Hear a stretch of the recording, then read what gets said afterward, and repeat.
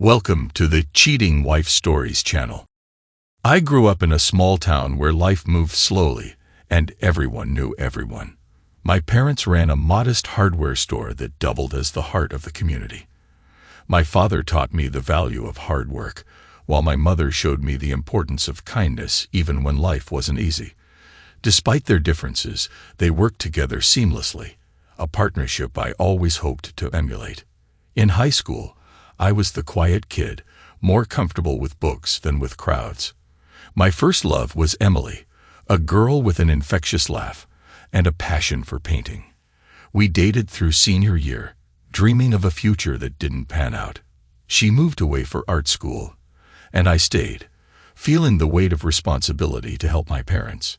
College was a blur of classes and part-time jobs. It was there I met Leela, an ambitious journalism student with big dreams and a sharp wit. She was magnetic, the kind of person who made you believe anything was possible. We fell hard and fast, marrying right after graduation. Those early years were blissful, filled with late-night talks about the future and weekend getaways that felt like stolen treasures. But over time, the cracks began to show. My demanding job as a traveling technician left me drained, while Lila's career blossomed, demanding more of her time and energy. The love we once shared was overshadowed by resentment and unmet expectations. By the time she asked for a divorce, I wasn't even sure who we were anymore, strangers tied together by memories. I sank into the recliner, watching as my wife of 6 years walked out the door, knowing she would soon be my ex-wife. My emotions felt tangled and distant, like they belonged to someone else.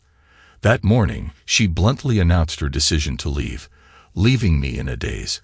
Earlier in the day, she'd requested I return home by 6, saying we needed to talk.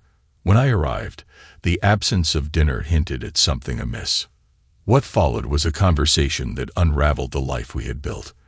Leela met me with a tense expression, her words cutting straight to the heart of the matter. She wanted a divorce. "Hi," she said. "Sit down. We need to talk." She got straight to the point. "When we got married, I thought we'd have a good life. But the last 4 years have shown me that staying married isn't what I want. You're never home, and when you are, you're too tired to care about me." I try to explain. "I work long hours to pay the bills. You work too, but it's not enough. If you'd help more, I'd ask my boss to keep me in town." "That's not the only problem. You don't even take care of the backyard you insisted on," she snapped. "You could hire someone, and then we could go out more," I suggested. "With what money?" she snapped, her frustration cutting through the air. "It's not getting better, Oliver. I'm tired of waiting. I want excitement, and you're not giving me that. I'm done." I met her gaze, trying to process her words. "So, a divorce?" I asked, my voice steadier than I felt. "Yes," she replied firmly. 6 months, and we'll both be free." "Who's paying for it?" I questioned. "I will," she answered without hesitation.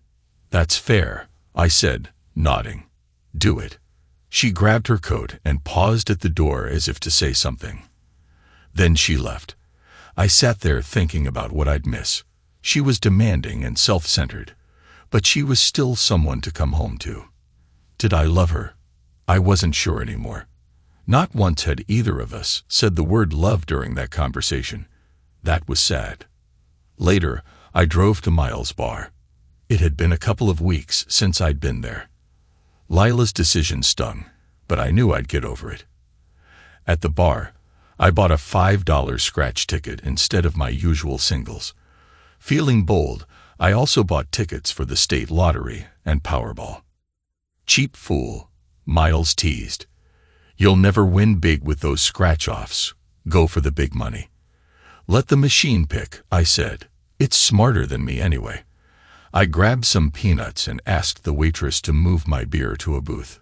Stupid rule, I couldn't carry it myself. Soon, Elliot and Anna Reed joined me. We talked, I had another beer, and then hunger set in. I left for a steakhouse, ordered the smallest steak, and had another beer with my meal.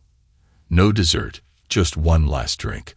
I was pushing my limit, so I'd need to drive carefully. Home, I thought bitterly.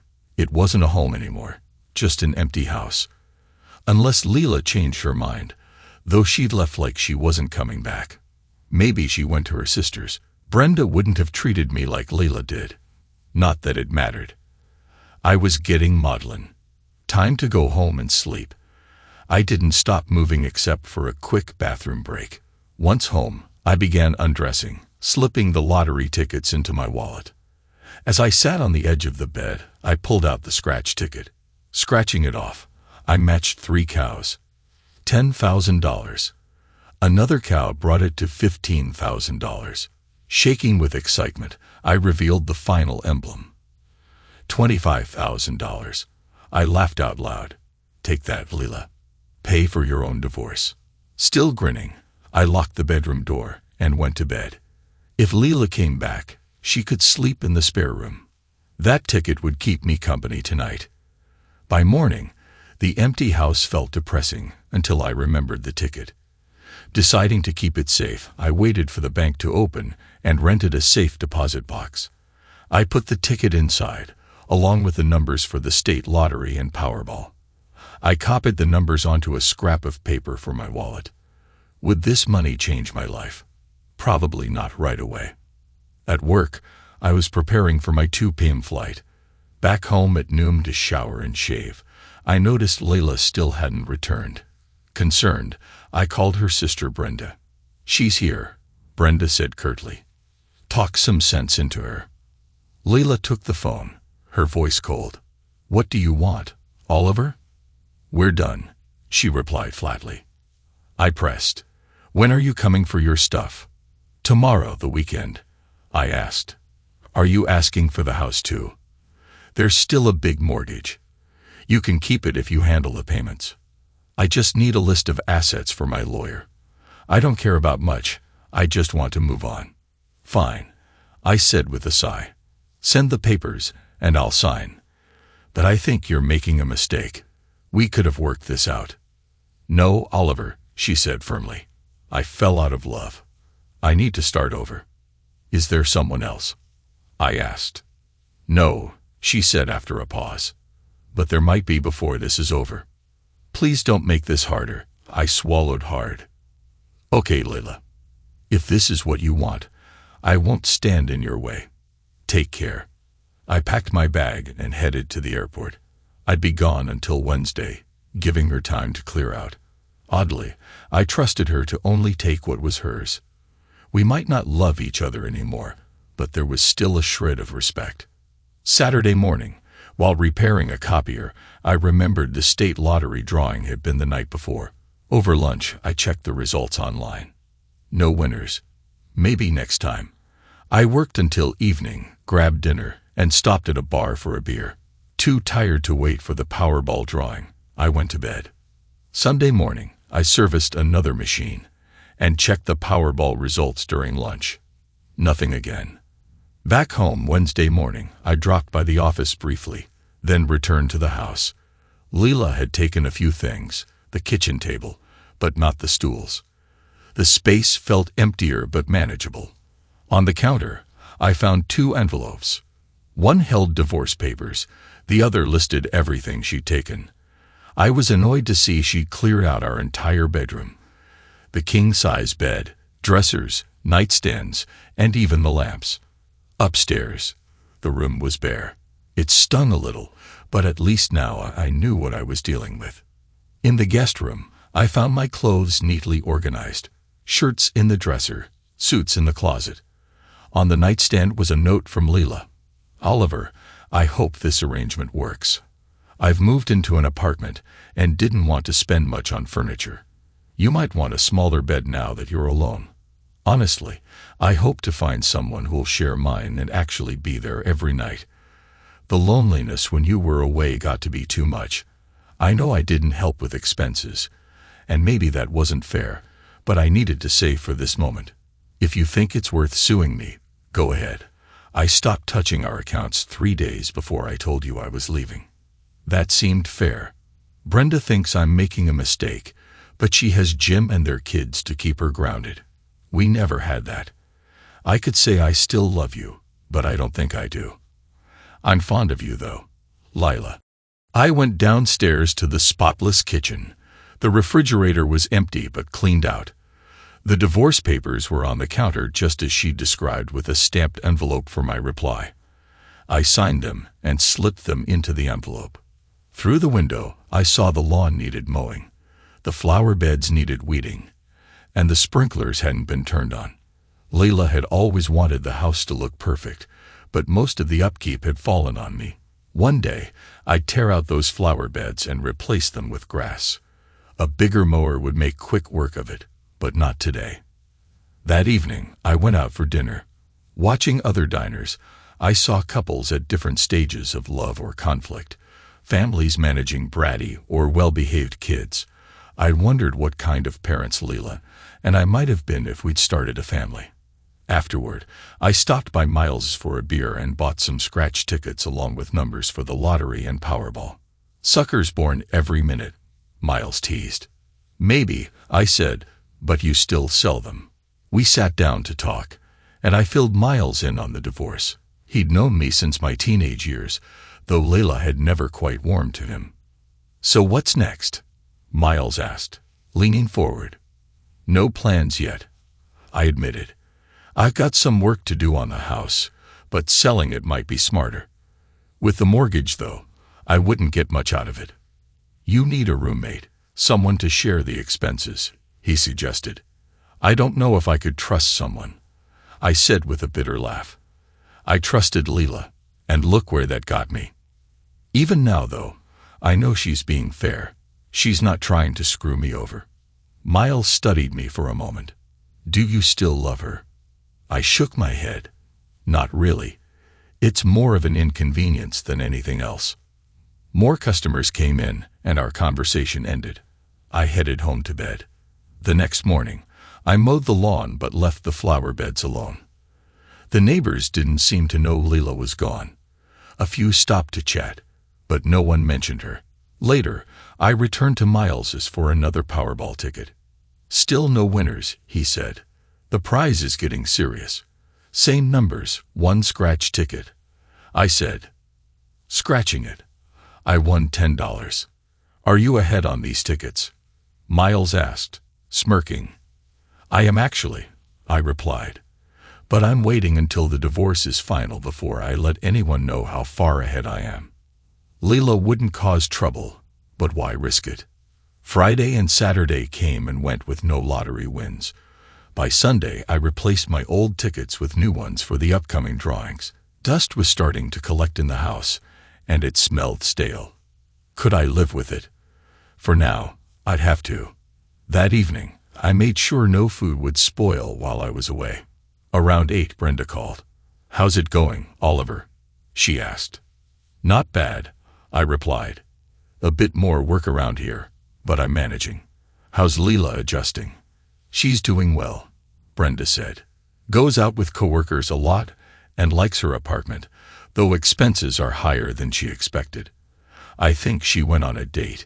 Nothing serious, but she's still waking up alone, which, let's be honest, seemed to be her biggest complaint when you were around.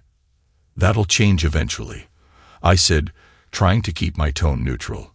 I just hope she doesn't settle for less than she deserves. Typical Oliver, Brenda teased with a laugh. Too nice for your own good.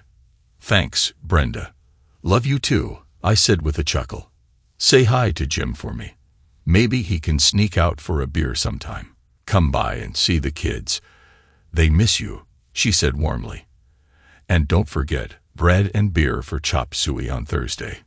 Deal, I said with a laugh. Monday morning, I flew out for work. By Tuesday, the state lottery had been won, not by me. The Powerball jackpot had grown to over $150 million. Miles would be happy to keep selling me tickets regardless. Thursday evening, I joined Brenda's family for dinner. Lila was there too, and we exchanged polite updates about our lives. Her kids were thrilled to see me and made me promise to visit more often. As I was leaving, Leila walked me to my car. "How are you holding up?" she asked. "I know leaving was a shock," I admitted, "but I get it. If what you felt wasn't enough to wait for me to be home more, then this was the right call. I miss you, but mostly for the day-to-day things like doing dishes together or the little closeness we shared. Those things can be replaced in time. Happiness comes and goes. I'm just waiting to see what's next." She smiled faintly. "Thanks, Oliver. I was afraid I'd hurt you too much. I even considered inviting you over if I had." "That's unnecessary," I said. "I'll be fine." "Good," she replied. "I'm glad we talked. I think we can both move forward more comfortably now." I kissed her cheek, got in my car, and didn't look back. Later, while at Miles' place, I bought tickets for the next lottery and Powerball drawings, then prepared for another day of yard work. The next morning, Miles called. "Oliver," he said, "you said you needed a housekeeper. I found one. She'll be there tomorrow night, if you're okay with it." "Miles, I'm managing fine," I said, brushing off the suggestion, "but I'll think about it." "She's had bad luck," Miles continued. "She's a war widow with 2 kids and is being evicted next week. She needs a break." "How old is she?" I asked, curious despite myself. 25, he replied. "She used to be so cheerful, but life's been hard. Her husband died in the service, and her parents are barely scraping by to help her. She just needs a chance." I sighed, feeling the weight of the situation. Why is this my responsibility? "Because it's a win-win, Oliver," Miles said confidently. "Trust me." "Fine." I relented. "I'll talk to her." "What's her name?" "Eva Brown. She'll be there at 6. Maybe take her to dinner," Miles suggested. "Don't push it," I replied with a groan. I returned to my quiet, empty house, pushing thoughts of the woman I was supposed to meet to the back of my mind. I imagined her as a petite, slightly curvy woman, maybe 5'3". I arrived at Miles's bar early for our meeting. A few people came and went, but none matched the description. Then a tall woman, almost my height at 5'11", entered. Slim and graceful, she moved with an elegance that caught my attention. She spoke to the bartender, her voice smooth and pleasant. I noticed her glance my way a few times before our eyes met. She smiled faintly, acknowledging me. "When's Miles supposed to be here?" she asked the bartender. "He said he'd introduce me to someone." "Miles is running late," the bartender replied. "Do you know their name?" I asked. "Oliver Grant," she said. Hearing this, I got up and approached her. "Eva Brown?" I asked. "I'm Oliver. Let's grab a booth." She nodded politely. "Sure." I gestured to the bartender. "Bring my beer over and refill her glass." Then I led Eva to a booth. So I began. Knowing Miles, I bet his description of me was far from accurate.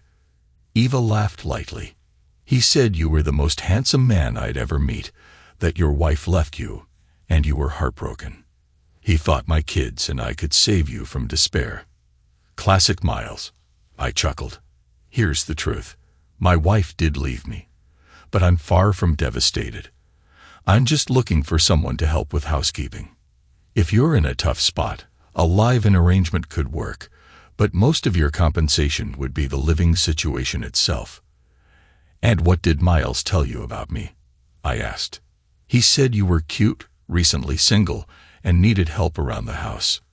He also mentioned I'm a war widow with 2 kids and about to be evicted." "Sounds exaggerated," I said. "It is," she admitted with a wry smile. "I lost my husband, but I'm not destitute. I have insurance money.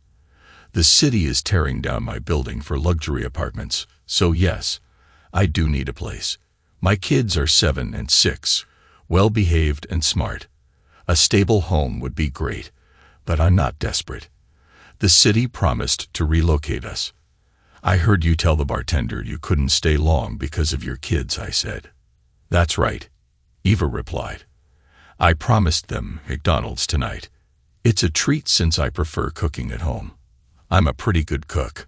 She caught me glancing at her chest and smiled knowingly. "I don't have much of a figure," she said without embarrassment. "I eat a lot, but I have a high metabolism. Cooking is just my way of indulging my appetite."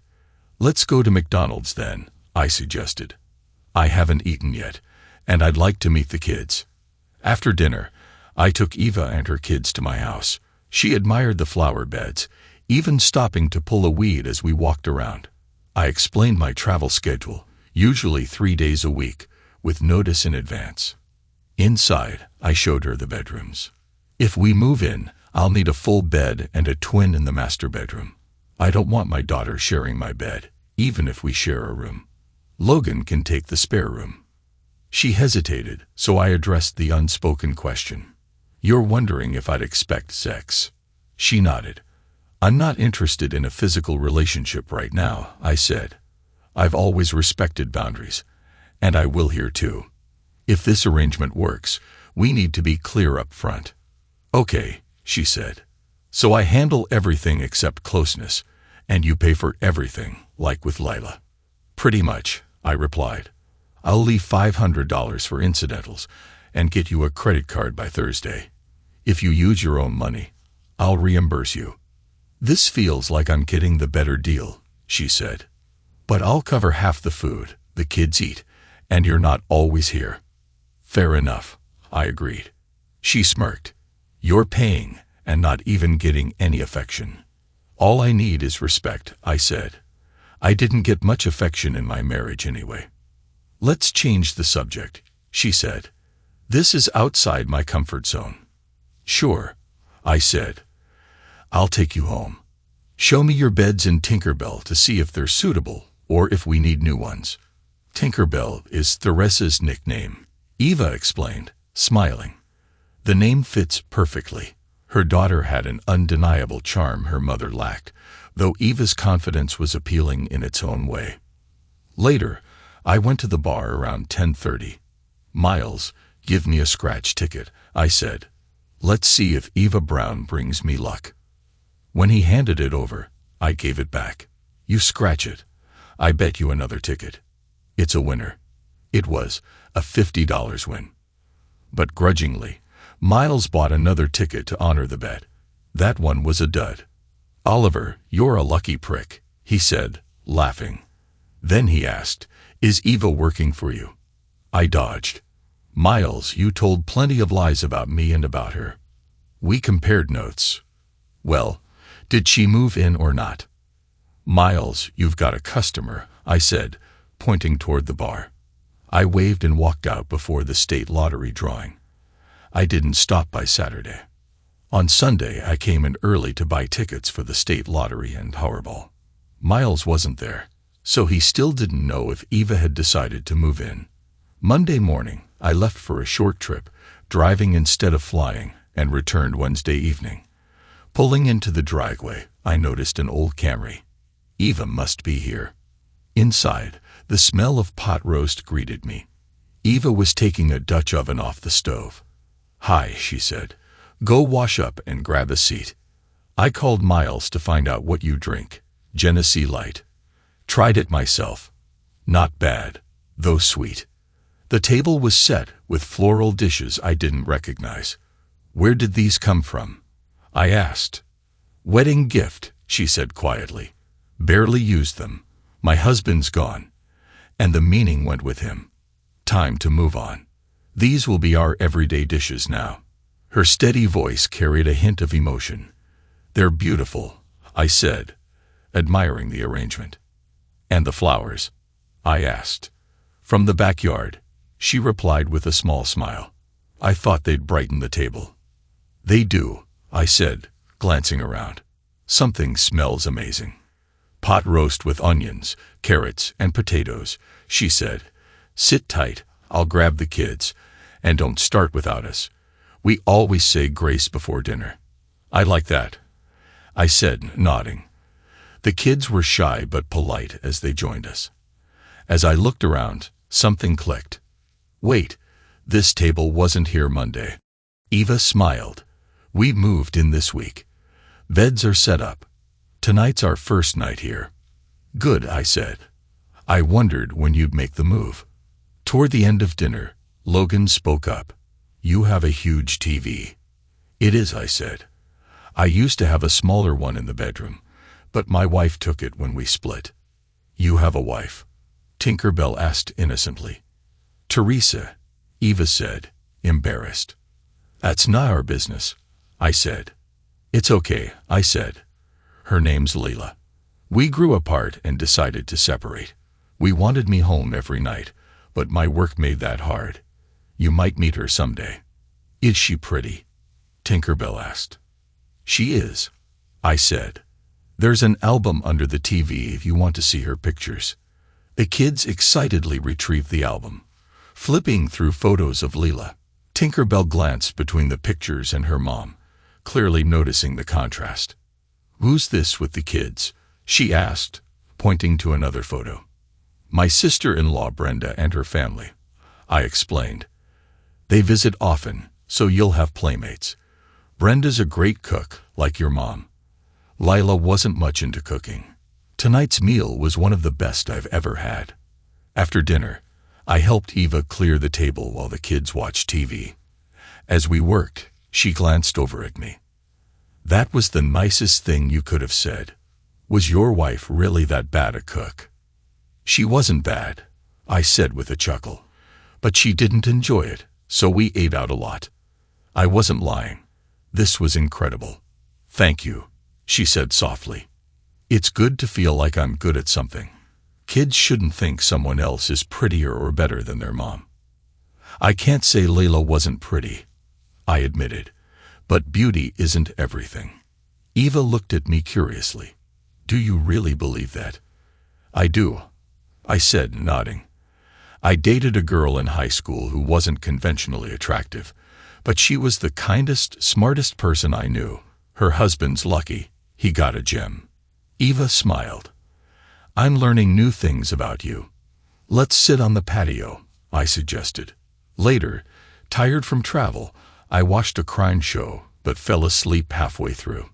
Heading to bed, I relished the feel of fresh sheets for the first time in weeks. Thursday morning, I took Eva and the kids downtown. At the bank, I added her name to my credit card, which had an $11,000 limit. I always paid off my balance and handled money carefully. New cards were issued in both our names, set to arrive soon. Outside, Eva looked at me surprised. Why did you do that? I expected a $700 limit. Not this. What happens if the cellar floods, the furnace breaks, or you need to stay in a motel while I'm away? This is my house, and I'm responsible for everything in it, including you and the kids, I replied. Was your wife's name on your card? She asked. No, I said. She had her own for emergencies but rarely used it. I paid all the bills anyway, which made things simpler when she left. Eva didn't respond but gave me a small smile that spoke volumes. I had to work that afternoon, but tomorrow would be a full day off. By next week, I expected all of us, Eva, Logan, Tinkerbell, and me, to feel fully settled. Tomorrow evening, I'd like to meet your parents. I told Eva and maybe leave the kids with them for a bit. I want to let Miles know we're officially living together. Sure, Eva said. My parents will want to know how you're treating their grandkids. Guess I'll have to behave then, I said with a grin. You've already made a good impression, she replied. Kids are trusting, and so am I. You'd have to work hard to lose that. Later, we stopped by Miles' bar. He greeted us with mock frustration. Christ, Oliver, I never see you anymore. What can I get you? A beer for me, I said, and a red wine spritzer for Eva. Half wine, half ginger ale. Eva smiled. Okay, I trust you're not trying to get me drunk yet. Miles smirked. Give him time. I scratched a lottery ticket on a whim and won $5, enough to cover our drinks. Miles, I'm managing fine, I said, but I'll think about it. At home, I overheard Eva talking to her mom in the living room. The kids were staying at her parents' house. Oliver is the best thing that's happened to me, Mom, she said. I love my kid's father, but I think I love Oliver more. Her mother replied, and Eva laughed softly. I can't just slip into bed with him. He kicked me out the moment he woke up. I decided to surprise her. Walking in, I slid my hands under her arms, startling her. When she spun around, I kissed her deeply. The kids are gone tonight, I whispered. Any ideas for how we can spend the evening? Plenty, Eva replied, pulling off her blouse to reveal a silky undergarment. She paused, searching my face. Oliver, are you sure? She asked. I don't want to be just a fling. I'm not asking for forever, but I don't want to be your plaything either. Then, throwing her hands up, she said, Hell, take me to bed. We'll figure out the rest tomorrow. We didn't make it upstairs right away. The moment overtook us. Later, we ended up in her bed, where I woke the next morning feeling happier than I had in years. In the kitchen, I made coffee. Eva joined me, sinking into a chair. Me too, please, she said. After a pause, she asked hesitantly, Do you love me? I know what you said last night, but it's morning now. I do, I said. I love you, I love the kids, and I love having you here. I meant every word. She smiled softly. What time do you need to pick up the kids? In a few minutes, she said with a sigh. Not enough time. I said, we've got the next 50 or 60 years. Too bad we can't sleep together tonight, she teased. We can, she replied. Brenda says the kids can stay with her anytime. Do you mind? She asked. Not at all. It'll stop Brenda from nagging me to make love to you, Eva laughed. By the way, I'm getting a raise starting Monday. That's great, I said, but we're doing fine already. You and the kids haven't been a burden. Not at all, she said. In fact, I'm better off than when Leela left. And there's more. I'll only be traveling for work about once a month now. Eva's smile glowed as she looked at me, her love radiating through the room. The kids will be so happy, she said. They love having you home every night. Honestly, I can understand why Lila struggled with you being away so much. I hate it when you're gone. The house feels empty. I don't think we should tell the kids we're sleeping together yet, she added. But they'll see how happy I am. That'll make them happy too. Do you want me to pick them up this morning? I asked. No, she replied. I'll go. I want to tell Mom about last night. Are you sure that's a good idea? I asked, raising an eyebrow. Absolutely, she replied with a confident smile. As she left, I poured another coffee and turned on the TV. A news report caught my eye. Miles Barr sold one of the 2 winning tickets for the $3.2 million state lottery. The winners would each get $1.6 million. My heart skipped a beat. Oh crap, I muttered. Miles knew my numbers. Would he keep quiet? Probably. At least until I talked to him. Should I tell Eva? I pondered. Not yet, especially since I hadn't even mentioned the $25,000 scratch ticket still sitting in my bank. I dumped my coffee, grabbed a beer, and was on my third by the time Eva and the kids returned. She eyed me suspiciously. You never drink in the morning. What's going on? Just celebrating, I said. Who's hungry? I'll make cheese omelets. Sit down, Oliver, she said with a laugh. You can scramble the eggs. For some reason, that struck me as hilarious, and I burst out laughing. The kids stared in confusion as I tried to explain, but my words turned to babble. Eva joined in the laughter. The mood stayed lighthearted for the rest of the day. That evening, I announced, I'm heading to Miles for a scratch ticket. I promise, no beer. Eva grinned, have a beer, celebrate last night, and this morning. Just come home early. Maybe I'll let you hold my hand. She had no idea what else I was celebrating. At Miles, the bar was packed. When he saw me, Miles grinned. Oliver, you've put my place on the map. This is the biggest payout the city's ever had, and I sold one of the tickets. Everyone's talking about it. Do you have to tell anyone who won? I asked quietly. I don't want to claim it until after the first of the year for tax reasons. No worries, Miles said. I get a bonus for selling it, so I'm happy to keep quiet, but people are going to speculate. Does Eva know? No, and don't tell her, I said. I want to court her properly. Money shouldn't factor into it. Miles smirked. Hell, Oliver, you don't have to court her. Take her to bed. That's all she needs. He studied me, then grinned. Son of a witch, you already have, haven't you? Congrats. You two are perfect for each other. I scratched the ticket.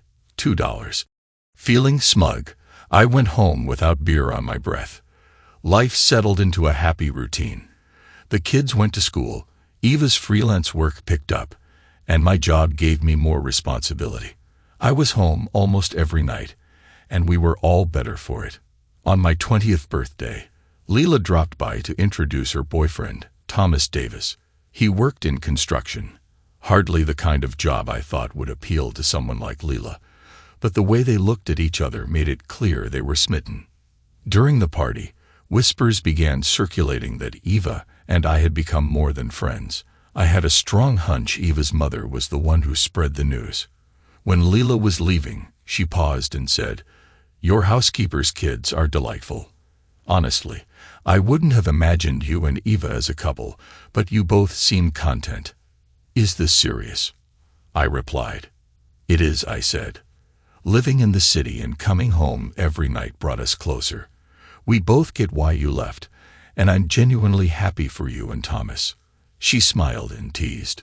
"All right, that secures you an invite to our wedding." Everything was going well until a work trip stirred up unexpected trouble. My secretary Vivian, a strikingly attractive young woman, had to come along. In the chaos of preparing, I asked her to swing by my place to grab my luggage. That one errand set off Eva's jealousy, though I didn't realize the extent of it until I returned 2 days later. Eva's frosty demeanor and sharp tone made it obvious something was wrong. Later that night, when the kids were asleep, I knocked softly on her door. "What do you need?" she asked, her voice cold. "I need you," I said simply. "You're upset. I've been gone for 2 days, and I missed you. Then kiss me and leave me alone." She snapped. "I'm tired." "Eva," I said, exasperated, "I love you. Tell me what's bothering you so I can make it right." "You think I wouldn't care that you went off with a young, gorgeous woman who practically oozes flirtation?" she shot back. I interrupted, startled. "Wait, where's this coming from?" "She told me you two had connecting rooms," she said bitterly. "Yes, we did," I admitted. "But remember when you went out with your boss, and I jumped to all the wrong conclusions. This is no different. I get how you feel unsure and hurt, but it's not what you think." I reached for her hand, guiding her toward my room. Slowly, I began undressing, letting my actions speak louder than words. Eva stood still for a moment, then hesitantly allowed me to help her out of her clothes. "Oliver," she said quietly, "don't lie to me, please." I wouldn't. "But let me tell you something about Vivian," I continued. "She flirts a lot, and there's a very specific reason why." Her brow furrowed. "What are you saying?" "I should have been more concerned about her meeting you than the other way around," I said with a smirk. It took her a moment to catch my meaning. "You're serious?" she asked, her expression shifting. "Completely," I replied. "When we first started working together, Vivian confided in me. She's attracted to women. She even asked if I'd have an issue with it. I told her I didn't, as long as she stayed professional. To keep things simple, she plays the part of a flirt with men to deflect attention from the women she's actually interested in. I've even met her girlfriend Sophie, who's as stunning as Vivian. Sophie works in another department. To my knowledge, I'm the only one who knows about them. Yes, we shared connecting rooms, but only so I could work at night after our meetings." Eva's tension eased, though a shadow of doubt lingered. "You were worried about me and Vivian?" "Not even a little," I said. "I trust you completely. As for Vivian, well, let's say I trust her 95% of the time." She'll probably joke at our wedding about how you stole me from her." Eva chuckled softly. "I won't let jealousy get the better of me again." The last couple of days were awful. I've never felt that kind of heartache. Smiling, I leaned in. "Set your alarm. I plan to spend the night right here." We planned our wedding for the last Saturday in November. A cozy 10 a.m. ceremony at Miles' bar. Miles, ever generous, let us use the space for the reception. Until 4 p.m. Brenda was matron of honor, with Tinkerbell and Pearl as her attendants. Miles stood beside me as my best man, joined by Logan and Simon. The celebration was intimate but full of warmth. My family was small, and Eva's parents were her only relatives, but the love in the room made up for it. Eva invited a few colleagues from the magazine, including her boss and his wife, who found it hilarious that I'd once been jealous of him. Brenda and Jim brought their kids and couldn't have been happier to be included, which only strengthened our bond with them. Leela RSVP'd with a note that she and Thomas Davis, now her husband, would attend. She signed it, Mrs. Thomas Davis, casually revealing they'd tied the knot at City Hall 2 days earlier. So much for that wedding invite she promised us. The most memorable discovery Eva and I made together was our mutual love for the polka. After some practice, we found that dancing wasn't just fun. It became a shared passion that brought us closer. At the reception, Vivian and her girlfriend Sophie were indulging in drinks, with Vivian as playfully flirtatious as always. She intercepted me on my way back from the restroom. "Oliver," she said with a mischievous grin, "dance with me. I need your advice." The band had started playing a waltz by the time we reached the floor. Vivian, tipsy and unsteady, leaned heavily on me as we moved. "What's on your mind, Vivian?" I asked. "Sophie thinks it's time for me to come out," she blurted. "She wants me to make it public." "Would it ruin your wedding if I used a toast to make the announcement?" I asked. "Not at all," I assured her. "But you realize once it's out there, there's no taking it back." "I know," she said with determination. "We're heading to Massachusetts over New Year's to get married, so people might as well know now." "Then grab Sophie and meet me at the head table," I told her. I clinked a knife against my glass to get everyone's attention and stood between Vivian and Sophie. "Ladies and gentlemen," I began, "I have a special announcement. As many of you know, Vivian has long been the heartbreaker of our office, the one everyone secretly hopes to win over. Well, she's finally chosen her partner, which means the rest of us can give up our fantasies. Today, I'm thrilled to share that she's officially engaged." I stepped back and added, "Vivian, care to show everyone who you love?" The room fell silent as Vivian leaned in and kissed Sophie. After a beat, applause erupted, though someone muttered, "What a waste." The sentiment was drowned out by the cheers that followed. Grinning, I said, "Congratulations. Now how about a hug?" Vivian hugged me tightly, standing on her toes to kiss my cheek while Eva joined in, embracing Vivian as I turned to congratulate Sophie. Soon, a line of well-wishers formed, showering the couple with warm words and laughter. Later that evening, after a few more dances, I turned to Eva and said, "Time to wrap this up. We've got 6 whole days of honeymoon ahead." Before we left, Leela approached Eva, the two sharing a warm exchange. Then Leela turned to me. "One last dance, ex-husband?"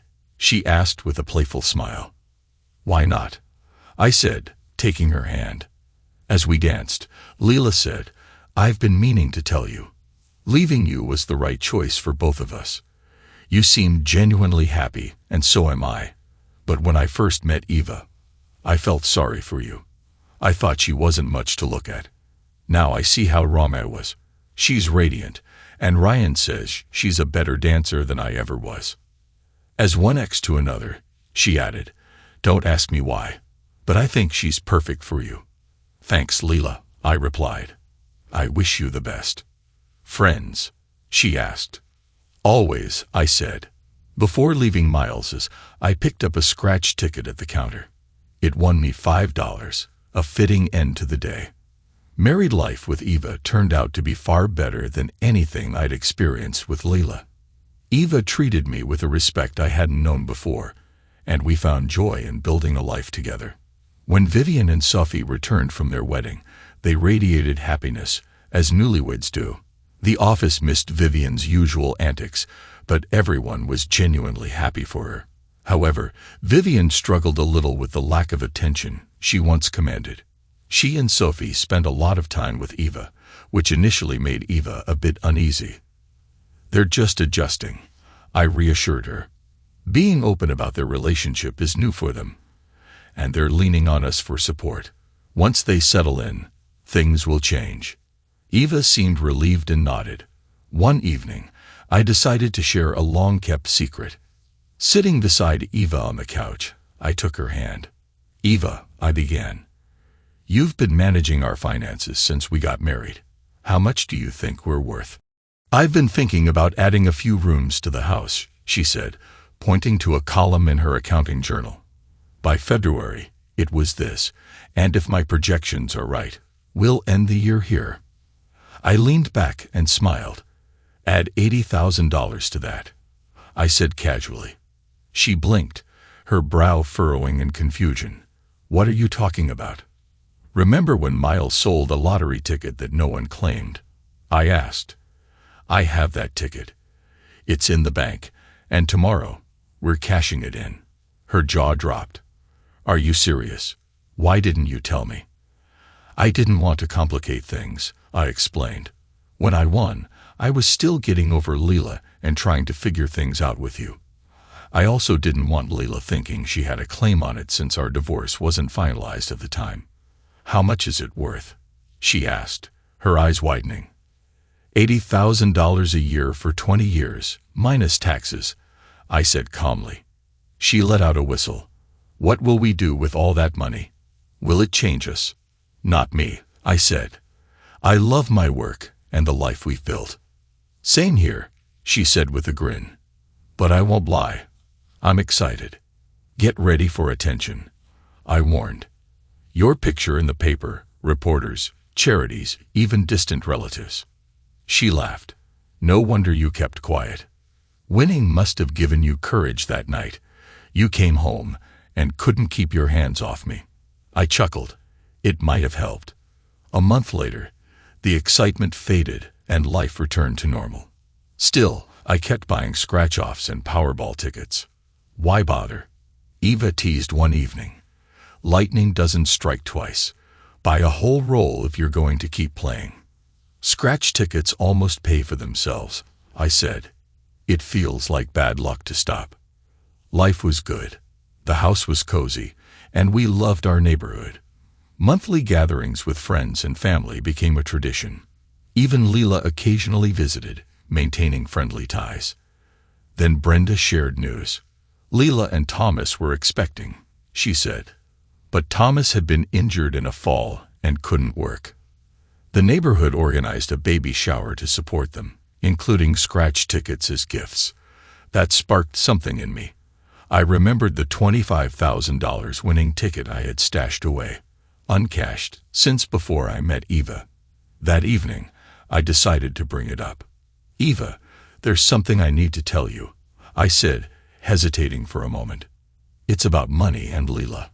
Her curiosity was piqued. "Go on." "The night Leila asked for a divorce, I bought a scratch ticket," I explained.